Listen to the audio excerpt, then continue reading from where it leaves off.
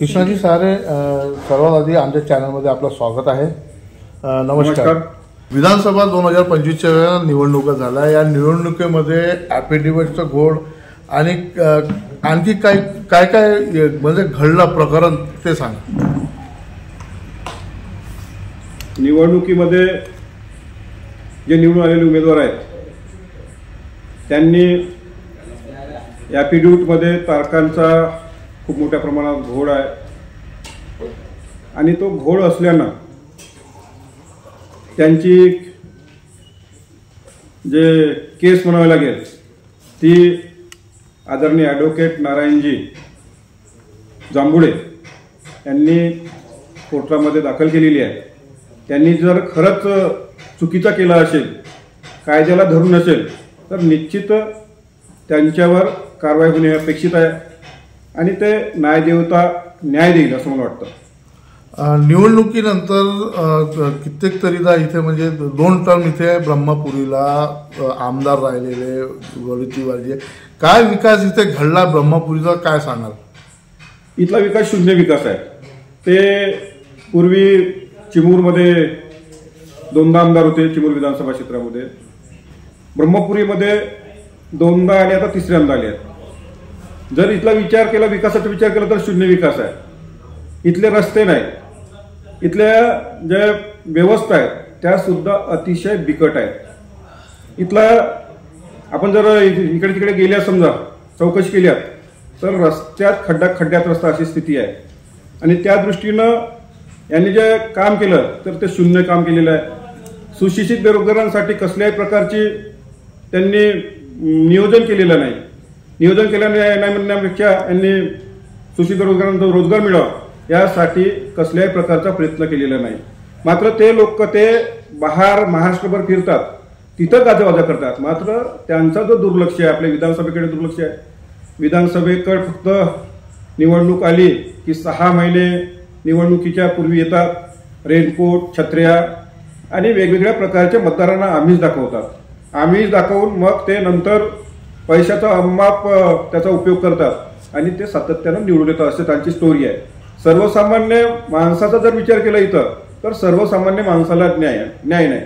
इथले जे व्यवसाय आहेत, जे दारूचे भट्टे आहेत, ते त्यांच्याच कार्यकर्त्यांचे आहेत। इथले जे अवैध धंदे आहेत ते त्यांच्या कार्यकर्ते मग्न आहेत। सर्वसामान्य लोकांना कसल्याही प्रकारची त्यांना काळजी नाही आणि ते आतापर्यंत त्यांनी केलेली नाही। आधी दारूबंदी होती आणि याच्यानंतर दारूबंदी अचानकच त्यांची सरकार असल्यानंतर उघडण्यात आली। याच्यावर आपला काय प्रश्न आहे, काय उत्तर आहे? अतिशय चंद्रपूर जिल्ह्यासाठी घातक आहे। कारण दारूबंदी होती तेव्हा जो मृत्यूचा दर आणि दारूबंदी चालू झाली तेव्हा मृत्यूचा दर तर पाहिला तर खूप मोठ्या प्रमाणात आहे। दारू पिणारे हे सर्वसामान्य शेतमजूर शेतकरी आहेत आणि त्यांच्या ज्या माझ्या भगिनी आहेत, ज्या माता आहेत, त्यांच्या कपाळावरचं कुंकू पुसण्याचं काम या माणसानं केलं आहे। दारू चालू करून येणाऱ्या जे सुशिक्षित पिढी आहे ते सुद्धा बर्बाद होण्याच्या मार्गावर आहे। हे त्यांना सुद्धा समजायला पाहिजेत। कारण शेवटी आपण लोकप्रतिनिधी आहोत, तर लोकप्रतिनिधी असताना सर्वसामान्य लोकांचे किती काम करता येईल हे सुद्धा त्यांना अपेक्षित आहे ते करावं। आमच्या सरकारनं लाडली बहीण योजना 1500 रुपये सुरू केले। आता या महिन्यापासून माझ्या बहिणींना 2100 रुपये मिळणार आहेत आणि मात्र हे सातत्यानं थापा मारणार आहे। बाकीचे जे आहे त्या हे करणार होतो ते करणार, याच्या पहिले काही केलं नाही, परंतु त्यांनी सुद्धा आमच्या लाडल्या बहिणीच्या जे योजना होती ते बंद करण्यासाठी ते कोर्टात सुद्धा गेले होते। अशा पद्धतीचं हे महापाप यांनी केलेलं आहे।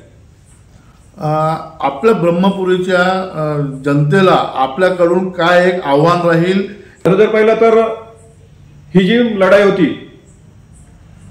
ती धनशक्ती विरुद्ध जनशक्ती होती, परंतु धनशक्ती जिंकली आणि जनशक्ती श्रमशक्ती हारली।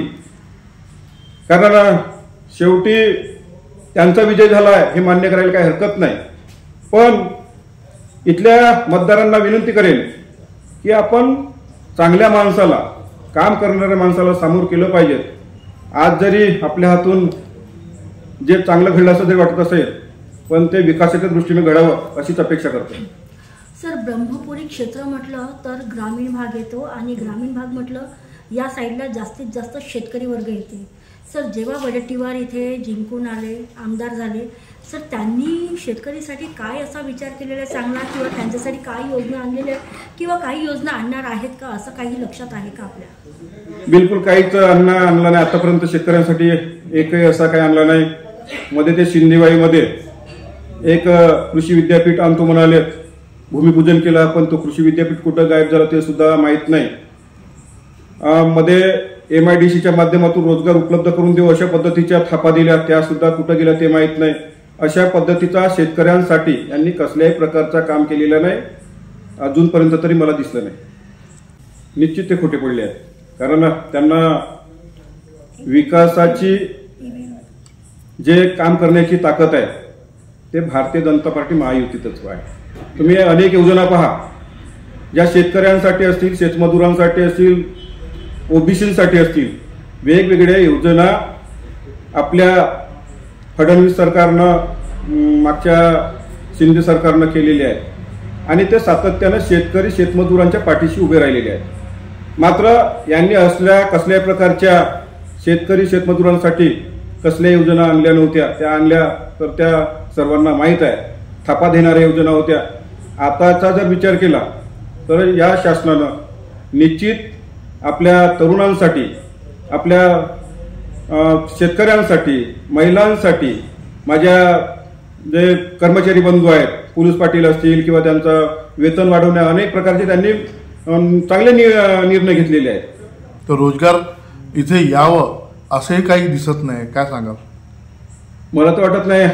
आता तिथे हे आमदार जवळपास 10 वर्षे इथं आहेत, त्याच्या पहिले सुद्धा तिथं चिमूरला होते, पण रोजगारच्या दृष्टीनं कसल्याही प्रकारच्या योजना आणला असं मला वाटत नाही, अजून दिसल्या सुद्धा नाही. हे ते आमदार म्हणून चिमूरला पण आले आणि इथे पण आले, त्यानुसार त्यांचं कार्य आहे ना इथे, तरी सुद्धा सर पब्लिक त्यांना निवडून आणून देतात. यामागे काय कारण आहे? याच्या मागे ते 4दा निवडून येण्यामागे नुसता पैसा आहे. म्हणजे शेवटच्या 2 रात्र पैसे वाटप करणे आणि निवडून येणे, काम कसलाही नाही, शून्य काम आहे आणि अशा पद्धतीनंच ते सातत्यानं निवडून आलेले आहे.